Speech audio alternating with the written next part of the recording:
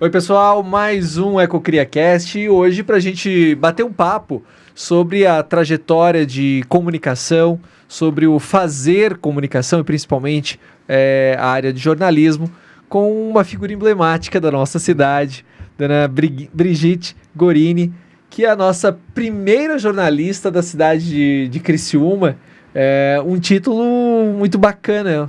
Seja muito bem-vinda, dona Brigitte. Obrigada, já vou começar fazendo uma correção, por porque favor. Algumas pessoas já escreviam no jornal, mas eu sou a primeira, vamos dizer, que fez o curso de jornalismo. Primeira Primeira jornalista formada na área, então. Sim, exatamente. As pessoas eram mais assim professoras ou tinham outras atividades e às vezes escreviam para o jornal. Então, eu também não quero desmerecer essa colaboração que elas tiveram com a mídia criciumense. Perfeito. Compreendo muito. Dona Brigitte, conta um pouquinho pra gente, pelo menos pra gente entender. A gente estava batendo um papo aqui antes de começar e a senhora estava me contando, eu não queria ser indelicado e perguntar a sua idade, mas a senhora me falou que nasceu em 1939 e num contexto de uma cidade muito pequena. Conta um pouquinho pra gente desse contexto, por favor. Eu tive a felicidade de nascer em Nova Veneza, eu me expresso assim, porque como eu passei a infância lá, eu não tenho dúvidas que foi o melhor lugar do mundo para se vivenciar a infância na sua plenitude, porque uma liberdade total. Naquela época o rio não era poluído, então tomava-se banho de rios. O rio Mãe Luzia, eu sempre digo assim, se pescavam, tomavam banho, nadavam, lavavam roupas no rio. Então a imagem que a gente tem é uma imagem idílica daquela comunidade. E como não havia também muitos veículos, as crianças iam para a escola caminhando. E aquele grupo de quase uma quadrilha infantil de brincadeiras, e subir em árvore, correr, aventuras assim bem interioranas, fazer caminhada, piquenique e colher frutas lá numa chácara longe. Então, Nova Veneza era maravilhosa. Como eu estava lhe dizendo, eu nasci em 39, então tenho 85 anos. E essa vida interiorana nos proporcionou assim um prazer de viver muito grande. Sem dúvidas, eu não tenho dúvidas, né? Isso traz para a gente memórias. A senhora descreve essas memórias de uma maneira muito poética, muito bonito, né? De ver. Eu cresci perto do interior, assim, talvez já toda essa situação um pouco mais modificada, muito mais barulhento, né? Já asfalto, mas ainda com memórias, sim, né? E é muito bonito. Existe uma autora catarinense, a senhora começou a contar essa história, eu me lembrei, não sei se a senhora conhece, a Urda Krieger. Sim. Nos tempos da Bolacha Maria. Inclusive, agora que você é dos meios de comunicação, eu te conto uma história que eu tenho um neto gaúcho, até como você, que ele chegou e falou assim: vovó, que programas de TV tu vias quando tu era criança? Aí eu disse: Joãozinho, não via programa de TV, não existia televisão. E ele disse assim: como? Eu disse: mas não tinha luz elétrica. E ele dizia: vovó, imagina, não pode ser. Eu disse: Joãozinho, eu acho agora que está falando nesse assunto, eu acho a minha geração muito rica, porque nós realmente vivenciamos uma guinada no mundo que não tinha luz elétrica, obviamente não se tinha geladeira, ferro de passar roupa, era ferro à brasa. Então, a luz de velas, tinha depois uma empresa de Nova Veneza, da família Bortoluzzi, instalou na Tafona, lá começaram a gerar energia das 6 da tarde às 10 da noite. Então, os interruptores já ficavam acionados e quando a luz piscava, e daí vinha, e normalmente era a hora que a nossa mãe servia janta às crianças na mesa, e dava uma piscadinha e acendia a luz. E todas as crianças, me lembro que diziam lá em casa, diziam assim, boa noite, luz. Eu acho isso tão bonitinho, né? Que isso bacana. É todas as noites, boa noite, luz. E, uma saudação à eletricidade que chegava. E outra coisa, naquela época estava passando uma novela, O Direito de Nascer. E também... radionovela? Radionovela. E então os rádios eram ligados em bateria, mas pouca gente tinha. E o meu pai, uma vez, os vizinhos pediram, e meu pai tinha um jipe, estacionou perto da janela para ligar o rádio. E começou a novela e tinha senhores assim da comunidade, eu me lembro que chorando, assim, vertendo lágrimas por causa da situação triste daqueles personagens que estavam ali, né? Então, são coisas assim que não existe mais, essa parte meio sentimental, muito... uma certa ingenuidade até, tudo isso acabou, né? As coisas estão de outras formas, né? Não é mais assim. Ô, dona Brigitte, e deixa eu entender um pouquinho. A senhora nasceu em Nova Veneza, na sequência viveu essa infância linda, né? De muitas lembranças bonitas. E aí a senhora, adolescente, foi estudar, e foi estudar fora. Não, eu era criança quando eu fui estudar fora. Olha, a senhora foi estudar onde? Eu fui estudar em Porto Alegre. Ocorre o seguinte, que Nova Veneza tinha um grupo escolar até o 4º ano primário. Eu não sei a terminologia hoje, porque vive mudando. Fundamental 1. Fundamental, e o nosso tempo era ginasial, depois, agora mudou tudo, mas eu vou me expressar tudo certo, conforme eu conheço, né? Então, o meu pai tinha estudado medicina em Porto Alegre. Perfeito. E então ele disse que queria que nós todos estudássemos, fizéssemos curso superior. Estimulou muito.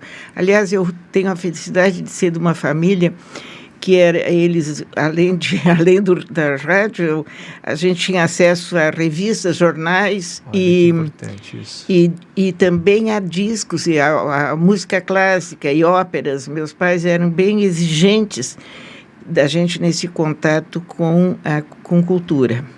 Isso foi muito saudável também.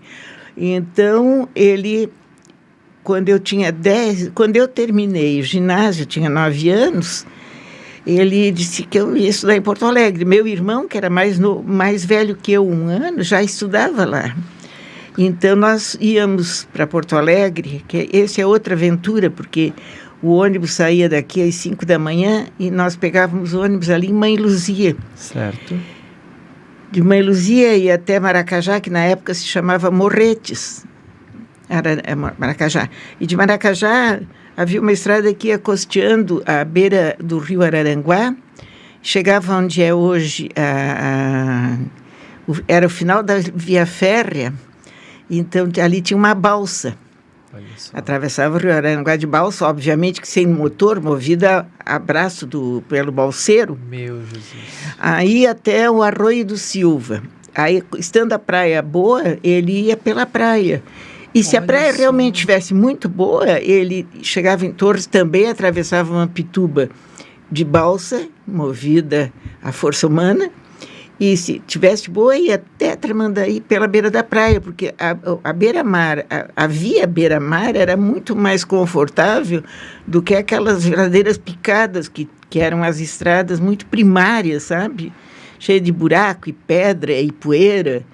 Quantas horas se levava daqui a Porto Alegre? Bom, eu me lembro uma vez, normalmente, saía daqui de manhã e chegava lá às 4, 5 da tarde. Mas eu me lembro de uma vez que nós fomos, só nós, eu digo, 2 crianças, e chegamos em Porto Alegre às 9 da noite, o colégio estava fechado, e nós ficamos um pouco atônitos, assim, inseguros, e lembramos do endereço de um casal amigo dos meus pais, e fomos na casa deles, eles nos acolheram assim, e era inverno, assim, o que vocês estão fazendo aqui essa hora, né? 2 crianças. Não, é que o colégio estava fechado, então... Não tinha para onde ir. E foi, aliás, eu me lembro com a nitidez dessa cena, porque foi um acolhimento tão maravilhoso. E nós, estressados, as crianças nervosas, e se eles não estiverem em casa, é aquela coisa, aquela insegurança toda. Mas, sim, enfim, entre mortos e feridos, salvaram-se todos. Que bom, né? Ainda bem que existem pessoas boas, né? Dona Brigitte, e aí, então, a senhora fez o ensino médio, que a gente chama hoje, o ginásio? Não, eu fiz o 5º ano primário, que tinha admissão ao ginásio. Olha como mudou tudo. Aí tinha um exame de admissão, passei no exame de admissão e fiz, então, o ginásio até o primeiro científico. Eu fiquei no internato, num colégio espetacular, chamado Colégio Americano, que era metodista. É outro insight, assim, que eu acho fantástico dos meus pais, que nós saímos de uma colônia católica, apostólica, romana. E eu sempre digo assim, e caímos num colégio protestante, e eu conto para minhas filhas, onde constatei que, independente de não rezarem pelo mesmo missal, eles não comiam crianças. Porque naquele tempo que não era da religião católica, era ateu, era pessoa má. Então é isso que eu digo sempre, não comiam crianças. E tinha uma educação, uma sólida educação também cristã, com pregações maravilhosas, porque os pastores das igrejas, eles tinham uma formação muito boa e uma dicção também, e um vocabulário mais parecido com os leigos. Então, eles não seguiam aquele rito bem que a Igreja Católica mantém, assim, da igreja, do livro sagrado e tudo. E outra coisa do colégio, nos dava a liberdade de ter acesso à Bíblia, que era uma coisa que na Igreja Católica, o livro sagrado, quem lia era o Papa, o padre, não o comum dos mortais, né? Olha só. Ou seja, por mais que tivesse uma linha de pensamento religioso, seus pais entenderam que o contato com o diferente era necessário, muito necessário. Eles eram uma mente muito aberta, muito fantástica. Meus pais, eu não escondo disso, eu só tenho elogios para eles. Com certeza. E aí, depois disso, a senhora vai escolher uma carreira de... Exato. Aí eu depois terminei num outro colégio, porque eu estava no internato, e o colégio americano não admitia pessoas externas que não morassem em Porto Alegre, a família. Olha. Então, essa responsabilidade, eles exigem, e meus pais não moravam lá, então eu fui para um outro colégio. Terminei e eu tinha que escolher uma profissão, fazer um vestibular, e da minha turma muita gente fez história, geografia, farmácia. Naquele tempo poucas faziam medicina. Então, eu não tinha também esse espírito científico assim, e eu gostava de saber várias coisas, mas outro detalhe que eu conto, eu não era de me aprofundar. Por exemplo, eu nunca poderia fazer filosofia, entende? Eu gosto de saber história, geografia, assim, economia. No caso, então eu resolvi fazer... Um pouquinho de tudo. Aí eu resolvi fazer jornalismo, que obviamente aí tem outras cadeiras, né? Que tinha técnica de jornal, radiojornalismo e... história, ética e legislação da imprensa. Tinha várias outras cadeiras assim, bastante interessantes, e eu gostei muito do curso. A senhora fez aonde? Fiz na URGS. Naquele tempo era junto ali, o jornalismo, não sei como é hoje, mas era junto à faculdade de filosofia, ali no centro mesmo. E tanto que nós tínhamos várias cadeiras, como economia, geografia, nós tínhamos com a turma da geografia, política também, nós tínhamos cadeiras junto com outro pessoal de outros cursos. E tudo isso, então, era muito saudável, que obrigava a uma interação com outros colegas de cursos variados. E quais as lembranças que a senhora tem dessa época da graduação, assim, do curso? Fez amizades diferentes, pessoas... Fiz algumas amizades, mas eu sabia que eu não ia ficar em Porto Alegre. Então, vamos dizer assim, as amizades que eu mais mantive foi com o pessoal do colégio. Porque depois eu saí do colégio, fui morar em pensionato. Depois fui morar numa pensão. E, posteriormente, então, como já tinha mais irmãos estudando em Porto Alegre, meu pai resolveu comprar um apartamento e juntar a turma, né? Era mais fácil, né? Mais fácil e até financeiramente, mas... então, isso foi muito bom, porque meus irmãos fizeram cursos diferentes, um fez medicina, outro fez artes plásticas, e outra fez biologia. Então, dessa troca, essa mistura de gentes e de cursos, nós passamos a conhecer pessoas também de outras áreas.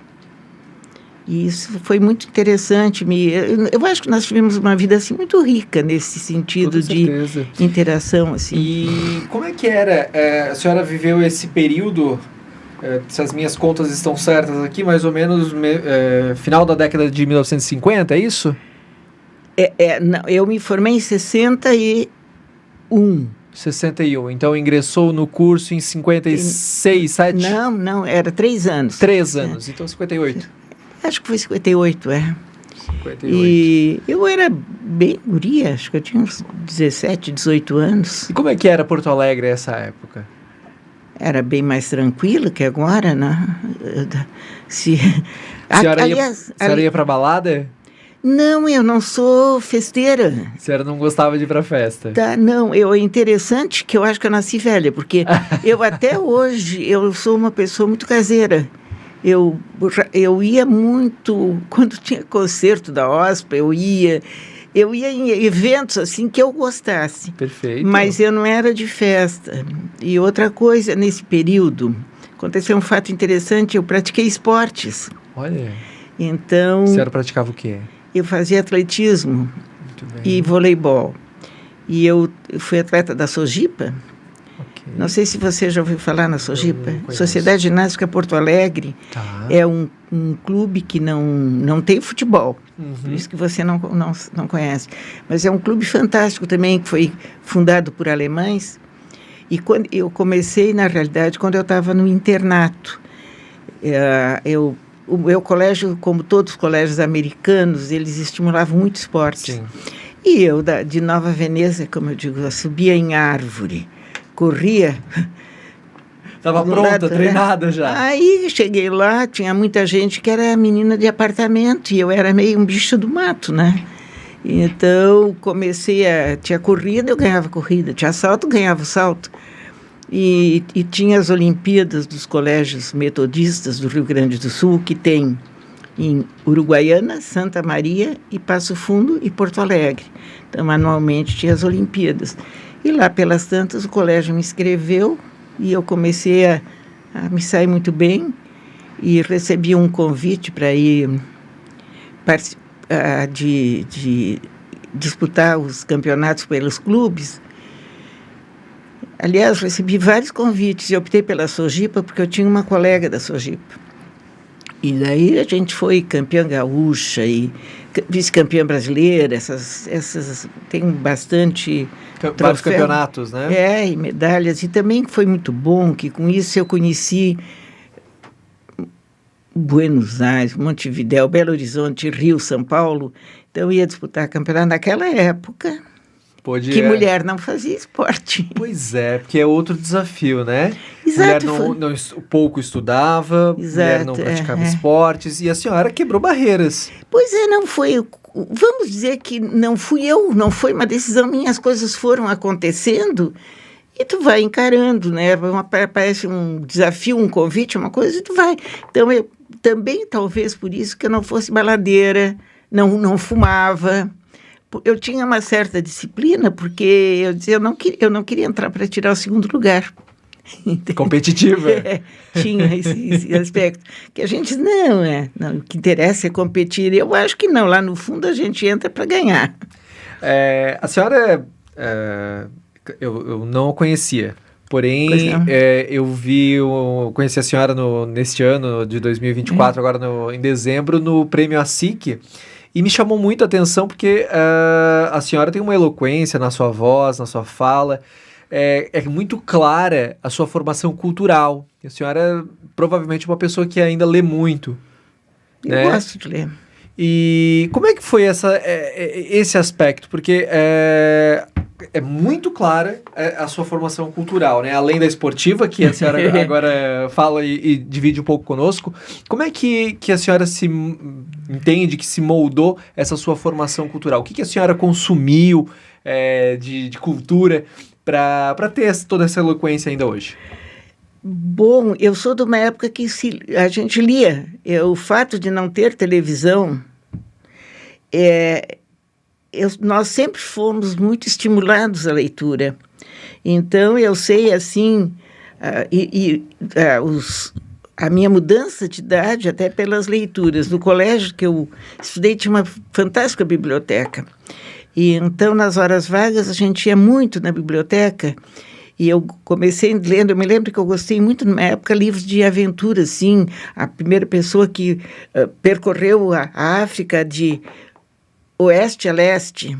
Depois eu gostava de ler A Conquista dos Polos. Então, essa parte aventureira, tá? E depois disso, a gente passa pelaquela época de começar a gostar de romances. Então, aí comecei a ler desde José de Alencar, depois Machado de Assis, então foi uma descoberta maravilhosa, né?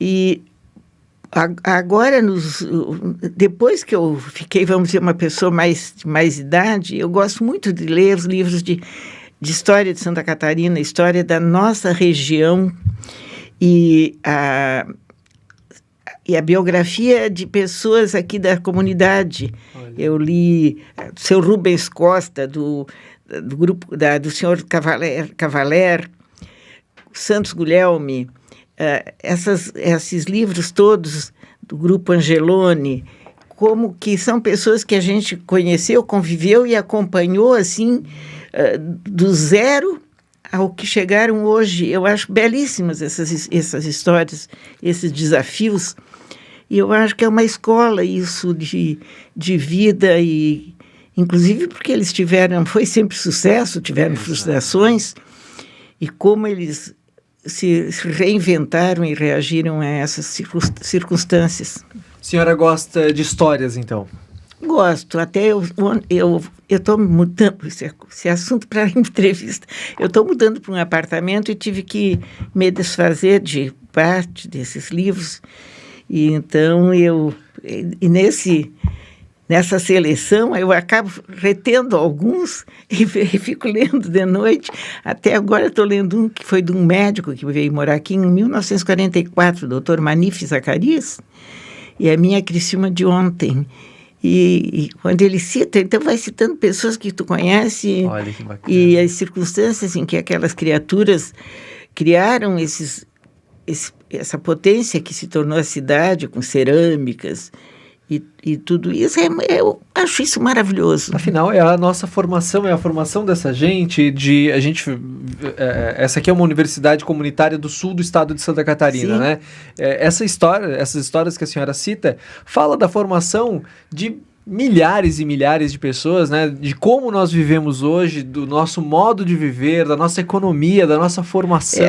Diz muito sobre nós. A própria história do seu Zefiro Jassi, eu assisti uma palestra dele, que eu participei da Câmara da Mulher Empresária, e nós tínhamos um evento que era... as segundas-feiras tinham almoço de ideias, estava pensando no nome.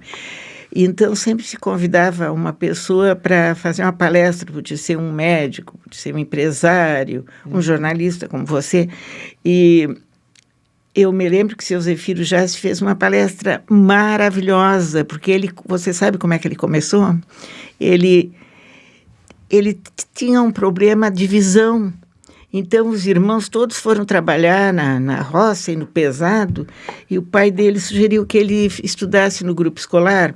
E daquela época tinha um curso normal regional que formava professores primários. Então, o seu Zefiro se formou e foi dar aula. Entendi que ali perto da primeira linha, segunda linha. Certo. Depois voltaremos a isso. E ele, então, eu morava num cubículo ao lado da escola e convidou um colega, um cunhado, para botarem um armazém nessa comunidade, porque ele viu que o pessoal ia aos domingos na missa e aproveitava para fazer alguma compra. Naquela época, as compras, ele contou que era assim, fósforo, querosene para lamparina. Perfeito. Essas coisas básicas da vida. Afinal, o restante se produzia.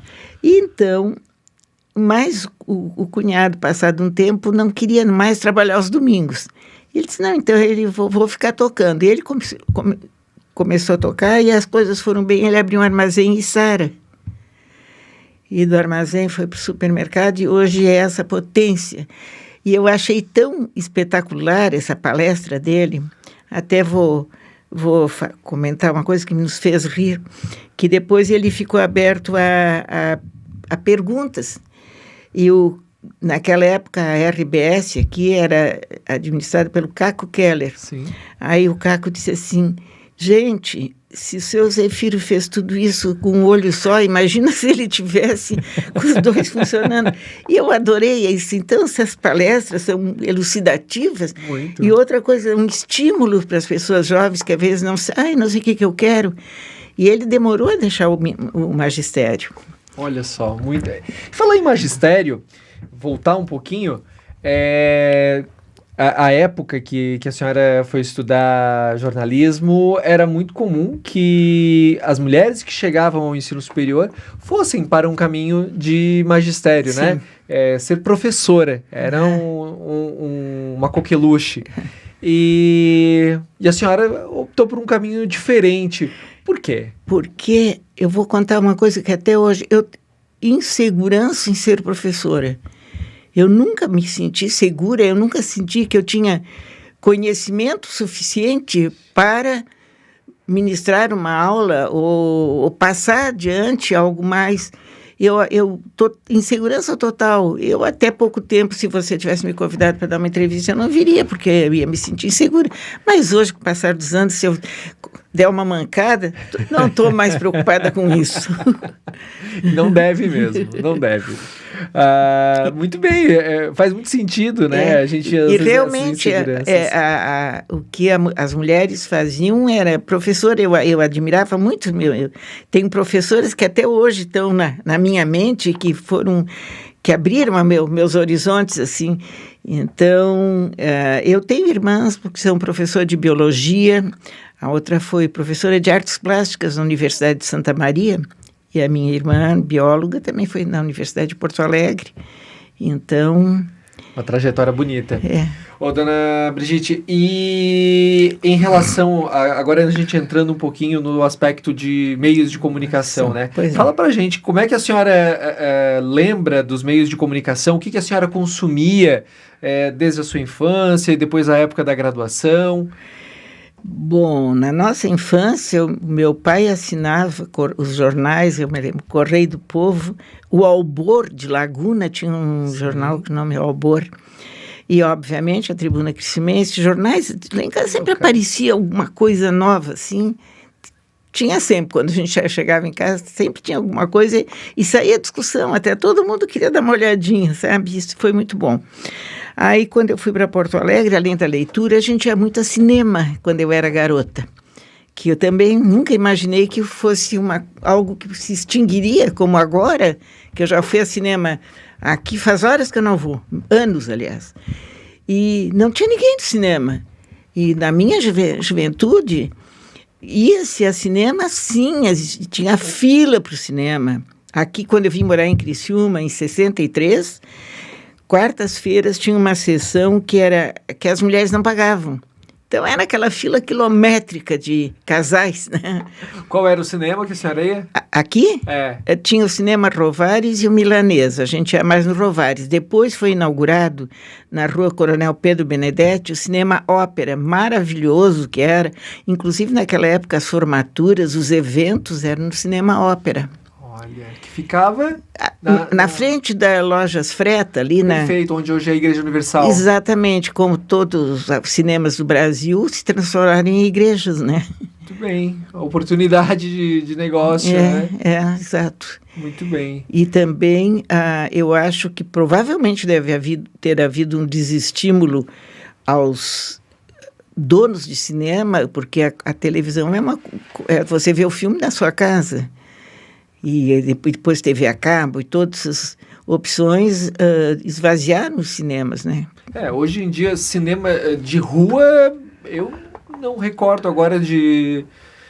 Eu acho que eu não frequentei. O único cinema que eu fui foi em cinema de shopping, salvo cidades como São Paulo, que a gente encontra ainda, né? Mas exatamente, só de shopping. E outro detalhe, que a gente ia cinema, e eu me lembro, que era basicamente... Naquela época se via muito filme italiano, francês e filme americano também, mas não como hoje, que os americanos predominam. Sim. Então, eu me lembro quando apareceram nos cinemas filmes russos aqui. O primeiro, acho que foi que eu me lembro, foi...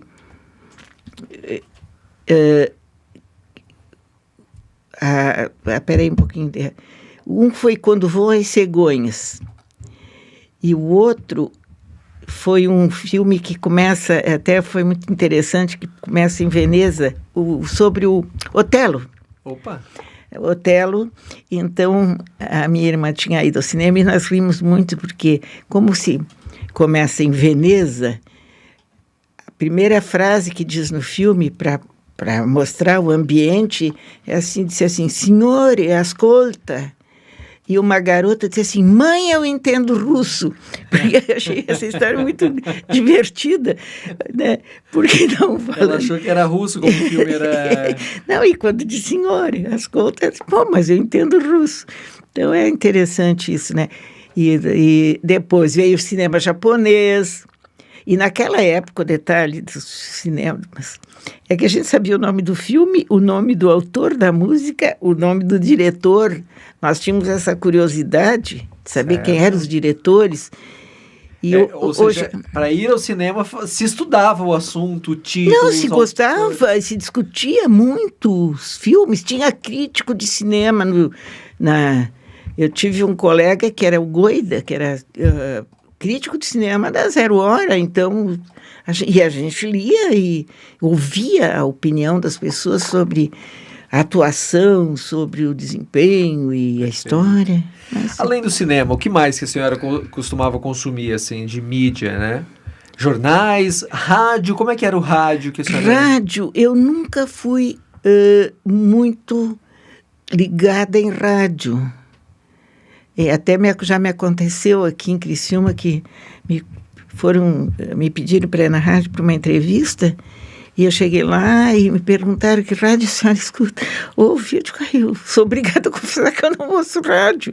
Então, até constrangedor confessar para vocês que trabalham nessa mídia, mas realmente... Eu trabalho nessa mídia. A gente está fazendo um podcast, né? A gente está aqui num produto de áudio, né? Essencialmente, apesar de estarmos em vídeo também.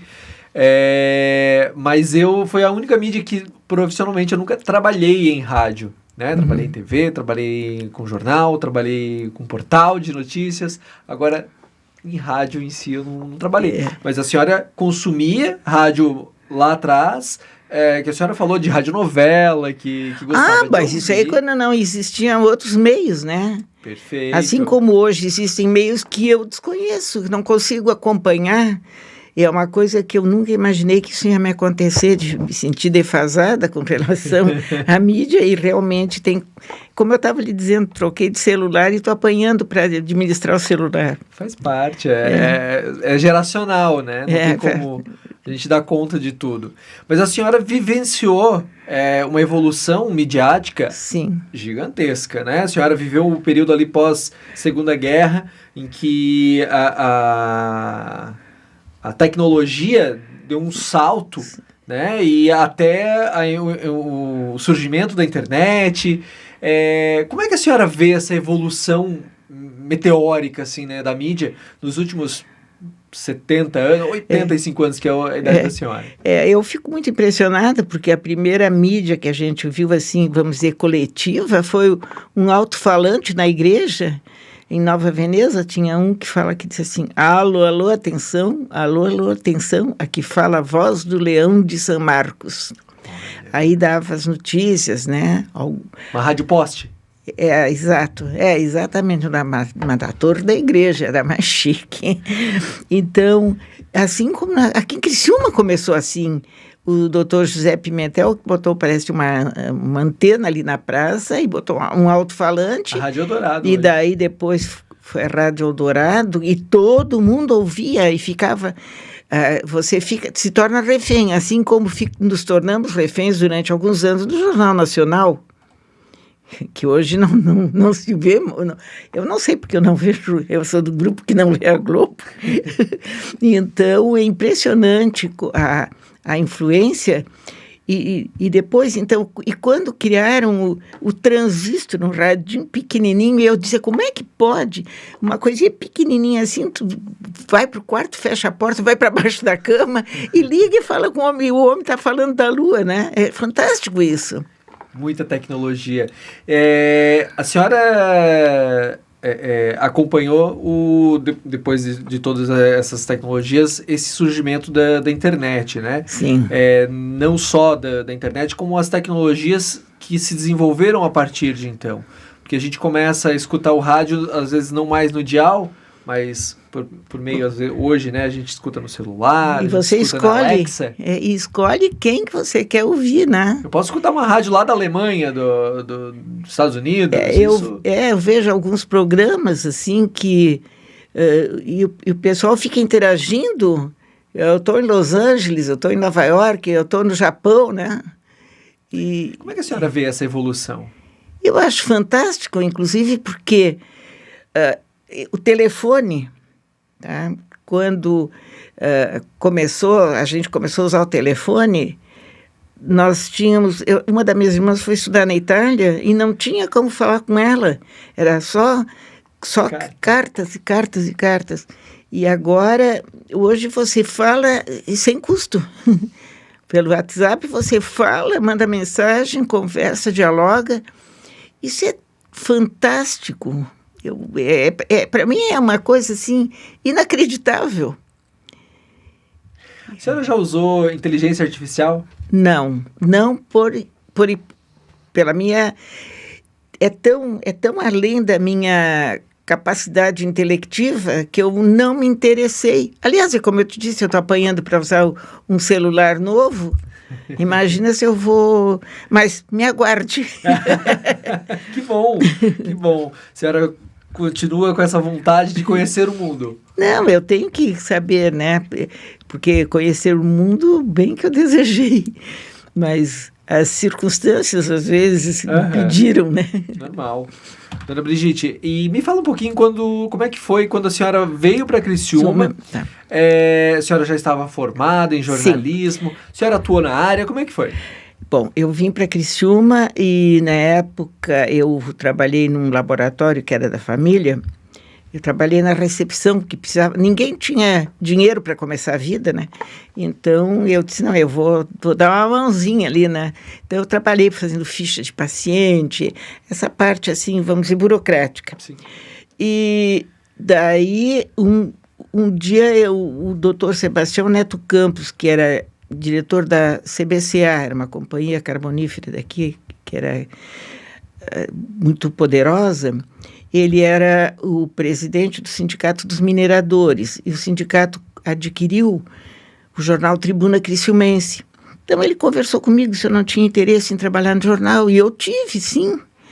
E, obviamente, que o jornal defendia os interesses da classe e da exploração de carvão dos mineradores e também os problemas de mineiros, tudo isso.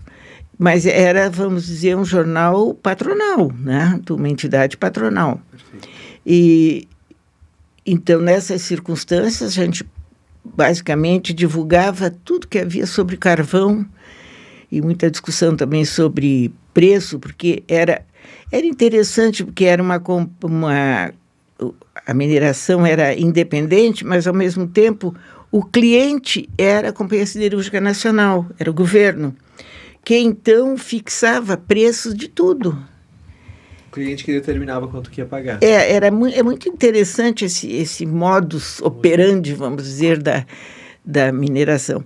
Mas, enfim, eu trabalhei lá e, obviamente, que se divulgavam as notícias locais e tinha a coluna social, que isso aí foi uma coisa que me chamou muita atenção, como o pessoal de Criciúma gostava de sair no jornal. Já nessa época. Que ano era isso? Isso era 1964, 65. E então eu me lembro de pessoas assim que mandavam, que às vezes o nosso funcionário ia cobrar assinatura, que era uma tiragem pequena, mas ele ia cobrar assinatura e o assinante, então, escrevia até nesses papeizinhos assim de loja, oi, meu aniversário é tal dia, disse para botar alguma coisa no jornal. Aí eu passava, na época, a dona Beverly Godoy Costa. A dona Beverly era uma pessoa muito especial e muito, vamos dizer assim, generosa também para fazer elogios, sabe? Sim. Então, a dona Beverlinda mandava manuscrita a coluna, e aí datilografava, etc., para passar para a redação, para a oficina, né? Aí a dona Beverly arrumava uns fantásticos elogios assim para aquele atilado empresário, e a gente ria muito da história, porque ela usava essa expressão, atilado empresário, e às vezes eu ia fazer revisão, porque era tudo muito manual, e eles tinham posto atolado empresário. Oh, Jesus! Então, não, corrige, né? Então, é muito, muito divertido essa época, e eu conversava muito com ela, trocávamos figurinhas sobre exatamente a personalidade das pessoas e a vaidade também. A senhora estava no jornal, então, a época que o Brasil começou a viver o período da ditadura. Sim. Como é que foi? O que a senhora tem de lembrança nesse momento? Eu estava lá... Bom, deixa eu primeiro descrever um fato. O jornal funcionava num galpão de madeira. Você sabe a Rua 6 de Janeiro, qual é? Sim.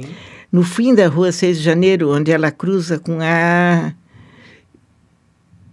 acho que é Marechal Deodoro, que tem um monumento ao imigrante, que são 2 rodas de moinho. Certo. Hoje ali a gente tem algumas lojas para referenciar, né? Exato. Ali Casas Bahia. É quase... e na outra esquina fica a farmácia do SESI. Onde é o estacionamento do SESI agora, sim, ali, tem um estacionamento, ali tinha um barraco de madeira, e naquela época, Criciúma, acho que não tinha nem rede de esgotos, água, sempre tivemos um problema gravíssimo de água aqui em Criciúma, depois chegamos lá. Então, o jornal funcionava ali, mas eu perdi o foco. Peraí, você me perguntei sobre o período da ditadura. Da ditadura, tá. E eu me lembro que quando houve isso, eu fui para o jornal caminhando tranquilamente. Em lá chegando, tinha um pessoal armado. Aquilo não estava devendo nada para ninguém, né? Oi, bom dia. Disse, não, é que aqui a gente tem que ter cuidado, etc. Como o nosso jornal, como eu lhe disse, era do Sindicato dos Mineradores, a gente não tive, eu pessoalmente não tive pressões, que daí só se divulga que tinha um pessoal aquartelado aqui em Criciúma, devido... Aqui era uma cidade que tinha uma força operária muito poderosa. Sim. Então, havia muitas greves, e, obviamente, temiam um movimento, assim, uma revolta, alguma coisa, e já tinham detido algumas pessoas da comunidade que seriam os suspeitos de serem cabeça de algum movimento, e foram presos, etc. Mas vamos dizer o seguinte... Ficou tudo como dantes no quartel de Abrantes, tudo.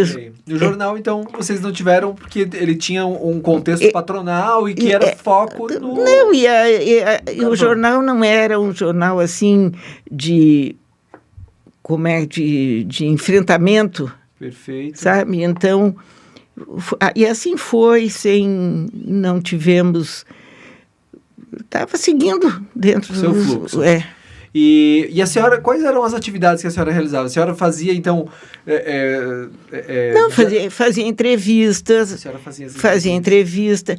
Antes do jornal, até agora me lembrei de um fato. Em 63, eu tinha vindo morar em Criciúma e eu vi que havia um ator brasileiro chamado Procópio Ferreira, que é o pai da Bibi Ferreira. Muito bem. E vinha se apresentar em Criciúma. E veio... E daí eu cheguei, eu não trabalhava no jornal, e cheguei lá e disse, pessoal, vocês não vão fazer uma entrevista com o Procópio Ferreira? Bom, a maioria não sabia nem quem era. E ele estava hospedado no Hotel Brasil, que é ali perto do terminal. Era um hotel bem simples. Aí eu disse, olha, se eu fizer uma entrevista, vocês publicam? Ah, sim, aí a gente publica. Então fui lá e fiz uma entrevista com o Procópio Ferreira, que ficou maravilhosa. Detalhe, ele me deu um livro de presente. Ele ficou tão feliz porque ele estava numa época de ostracismo na carreira dele. Olha, Procópio Ferreira teve ostracismo. Sim, porque ele tinha envelhecido e ele pouco se apresentava, mas tinha vindo para cá e se apresentou no Cinema Rovares e ele me deu um livro, o livro é Esta Noite Choveu Prata, que é um livro do Bloch. Adolfo Bloch. Não, do Oscar Bloch, acho que é. E ele Pedro Bloch. E ele me fez uma dedicatória linda, linda, linda, e aí ele e os atores da peça todos assinaram. Então, são lembranças boas, assim, que eu tenho desse período. E aí eu levei para o jornal e publicaram. Eu não tinha nada a ver com o jornal na época. E foi ali que eles conheceram a senhora como jornalista? Não sei, porque Criciúma era tão pequeno, todo mundo se conhecia. As pessoas já sabiam, fulano é formado em tal coisa. Já todo mundo sabia da vida alheia. Tinha a coluna, a Dona Beverly já entregava umas coisinhas. A Dona Beverly era ótima. Muito bem. Então a senhora vivenciou esse período até que ano? Aí, em 65, 66... daí nós resolvemos aumentar a família. E eu, então, deixei o jornal, porque nasceu a minha primeira filha, e então fiquei meio afastada. Aí fui trabalhar numa escritório de uma companhia carbonífera. Também aprendi muita coisa. Nessa época, eu escrevi prefácio de uns estudos, de uns trabalhos. Às vezes as pessoas me pediam. Sim. Até discursos para algumas pessoas me pediram para escrever e... Pois não. E a senhora chegou a atuar ainda? Aí, depois disto, um grupo aqui, apareceu um grupo aqui que era do Rio, comandado por um senhor chamado Armênio Juvan, que criou o primeiro jornal diário de Criciúma, que foi o Correio do Sudeste. E eu fiquei assim, pensando, eu vou lá me apresentar. E estavam selecionando algumas pessoas e eu fui. Eu me lembro que lá chegando, tinha umas pessoas se apresentando com tanto conhecimento que hoje já sabe, eram pessoas que dominavam inteligência artificial hoje. Eu me lembro que tinha uma pessoa que disse, não, eu sei lidar com teletipo, olha, umas coisas que vocês nem sabem o que é. Eu sei lidar com teletipo, eu vou querer cobrir a Câmara de Vereadores. Outra coisa também que eu gosto é de ver a parte policial, e a pessoa foi apresentando tantas opções para si mesmo, que à medida que essa criatura foi mostrando o quanto que podia atuar, eu fui encolhendo e fui me apavorando. Digo, mas o que é que eu estou fazendo aqui? Aí quando chegou na minha vez, eu digo, olha, a minha proposta é a seguinte, eu me sinto desatualizada, eu gostaria de atuar na revisão de textos. E eu tenho conhecimento bom de português, então... E lá me fui para uma salinha pequenininha revisar textos. E daí, como eu contei lá na palestra, a SIC, eu fui a um evento que não tinha público nenhum, evento cultural, e cheguei no jornal e escrevi um texto sobre essa ausência de pessoas interessadas em cultura, e daí o seu Armênio Juvan, me chama no escritório, até fiquei meio insegura, né? O senhor quer falar comigo? Eu disse, não, é o seguinte, a senhora, esse texto é seu? Não, isso aqui é texto para ser editorial do jornal. É uma visão muito boa. Aí me descobriu. Já trabalhando no jornal que ele te descobriu. Quanto tempo a senhora ficou como revisora? Não estou lembrada, mas fiquei um tempo. Um bom tempinho. E daí depois foi para a redação? Aí fui para o chefe de redação. E ficou quanto tempo? Também não me lembro. Depois mudaram os proprietários e eu senti assim, havia uma irregularidade muito grande no atendimento de folha de pagamento e coisa assim. Sim. Mas foi um período muito interessante. Também um fato que me lembro, que uma noite eu cheguei em casa e meu pai era do Rotary. Sim. E disse, gente, hoje aconteceu um fato tão interessante. O Dionísio, que era o senhor Dionísio Freitas, disse que o preço do carvão está tão defasado, as condições estão tão horríveis, que ele está disposto a entregar isso em plena ditadura, digamos assim. Sim. Entregar a mina entregar para os militares administrar. Aí eu disse, mas tem certeza que ele falou isso? Ele disse, sim. Mas cheguei no jornal, liguei, né? Pedindo para falar com o seu Dionísio Freitas. E ele, pois não, atendeu. Digo, seu Dionísio, eu sou a Brigitte, filha do... A essas alturas eu era filha do colega rotariano, né? Sim. E o senhor afirmou isso ontem? Ele, sim. Digo, o senhor daria uma entrevista para expor esse assunto? Sim. Aí fui com um fotógrafo, que era um colega meu maravilhoso, que depois foi trabalhar em Itajaí, o Chagas, já morreu também, coitado. Era inteligentíssimo. Então fui lá, estava o seu Dionísio na mesa, sentado com 2 generais que faziam parte já da direção da... o seu Dionísio tinha uma visão muito boa também, que ele convidou esses pessoas de alta graduação, sim, para comporem a direção da Carbonífera. Quer dizer, tem um insight muito bom, né? Já tinha visão de futuro. Aí perguntei, ele disse que sim, começou a expor os problemas e saiu assim uma reportagem excelente. Aí eu me lembro que o correspondente do Correio do Povo, na época, manda para o Correio do Povo e não deu os créditos para nós. Aí, depois disso, eu entrevistei mais 2 ou 3 mineradores, o seu Fidelis Barato e outros, e todos dando sequência, né, endossando o assunto, e foi muito bom. E esse correspondente mandava... E eu dizia, põe o nosso nome aí na sacanagem, olha o plágio. Mas, enfim, ninguém morreu por isso. Tá certo. Então, a senhora viveu um período da imprensa curioso e de grandes mudanças para a cidade, né? Muito, a cidade era totalmente dependente da exploração do carvão. Totalmente. Aí, então, deixa eu voltar para o assunto água. Pois não. Outra coisa aqui em Criciúma, eu até acho que houve assim uma certa morosidade no desenvolvimento da cidade por problemas de água. O abastecimento da água era feito pelo rio, através do rio São Bento, que também, obviamente, servia aos arrozeiros da região, a lavouras, etc. Então, quando era um período de chuva, tinha água. Mas quando era período de seca, faltava água na cidade. As casas todas tinham cisternas para se garantir, porque não tinha água na cidade, assim, em momentos mais necessários. Até que foi feita a barragem. Então, Criciúma podia ter tido um desenvolvimento muito maior se tivessem antecipado a construção de uma barragem como esta.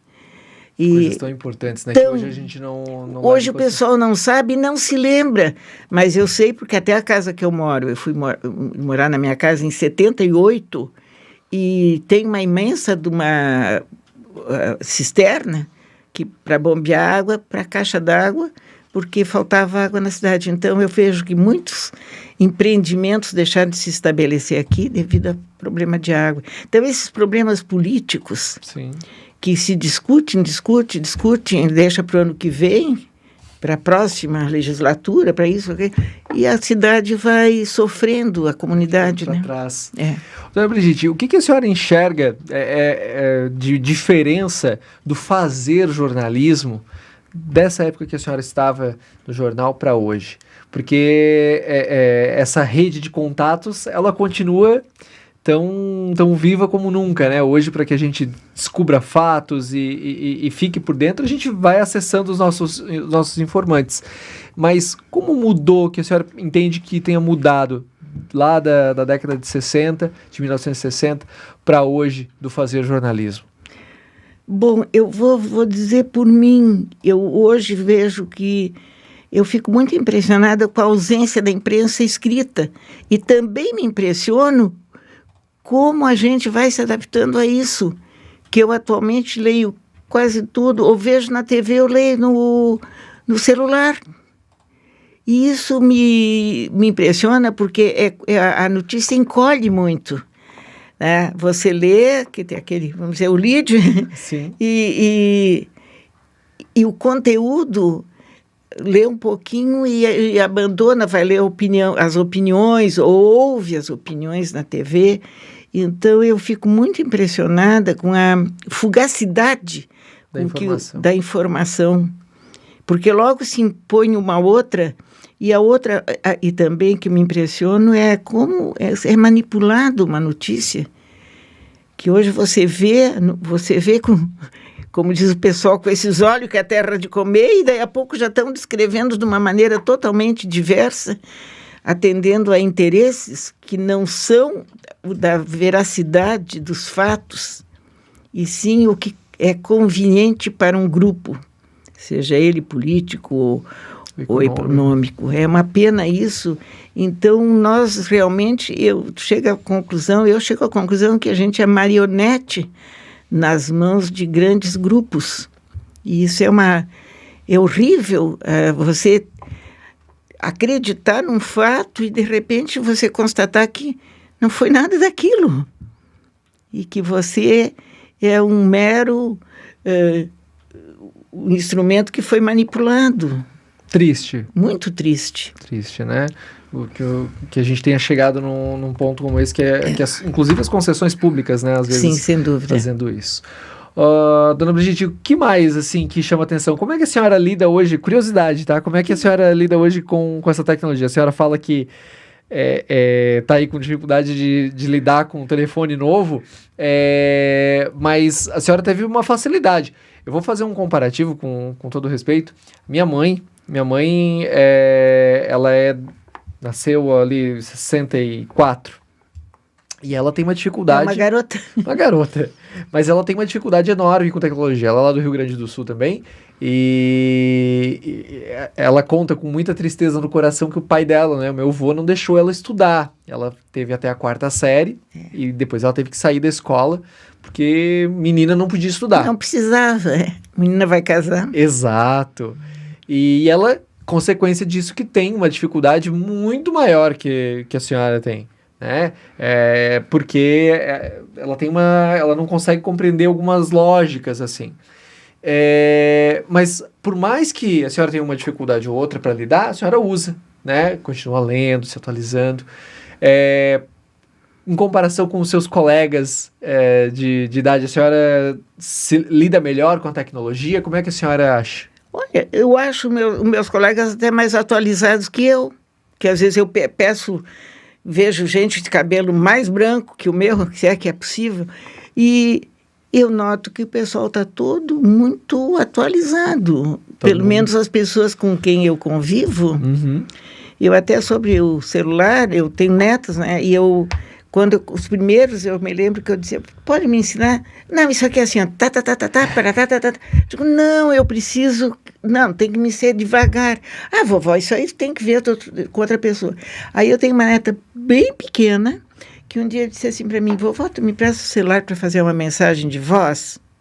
Tá, eu te empresto com uma condição, tu me ensina a fazer a mensagem de voz? Ela, sim, vó, mas bem pequena mesmo. Ela faz assim, assim. Aí eu vi que muita coisa, essa pequenininha que me ensinou. Então, invertem-se os papéis. Total, né? Total. E daqui para frente, como que a senhora enxerga que a mídia, né? Qual que é o papel da mídia daqui para frente, para o futuro? A palavra que eu vou te dizer mesmo, eu estou meio temerosa com a manipulação da mídia na mente das pessoas e na deturpação dos fatos. Tudo isso movido a dinheiro. Isso aí eu acho muito apavorante, essa perspectiva. Mas vamos crer que o bicho-homem ainda tenha um pouco de sensibilidade e bom senso com relação aos seus contemporâneos, vamos dizer assim. Vamos rezar para isso, né? Vamos rezar, certo? Dona Brigitte, eu quero agradecer a senhora. Um bate-papo assim, muito prazeroso. Agradecer por a senhora compartilhar um pouquinho dessa história tão bacana conosco. Porque esse é um conteúdo que vai ficar aqui para a universidade, fica para os anais dos cursos de comunicação.